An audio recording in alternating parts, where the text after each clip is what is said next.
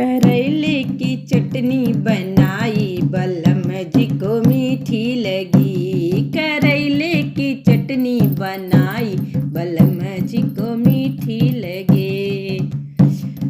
थोड़ी सी चटनी सास को चटाई, सास को चटाई जी सास को चटाई।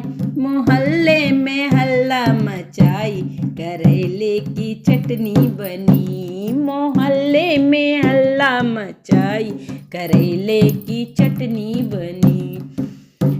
करेले की चटनी बनाई बलम जी को मीठी लगी।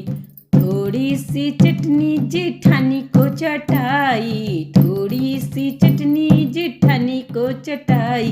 जेठानी को चटाई, जेठानी को चटाई। जेठानी से हो गई लड़ाई करेले की चटनी बनी। जेठानी से हो गई लड़ाई करेले की चटनी बनी। करेले की चटनी बनाई बलम जी को मीठी लगी। थोड़ी सी चटनी ननद को चटाई, ननद को चटाई हाँ ननद को चटाई। ननदिया बाहर फेंक आई, ननदिया बाहर फेंक आई। करेले की चटनी बनी, ननदिया बाहर फेंक आई। करेले की चटनी बनी।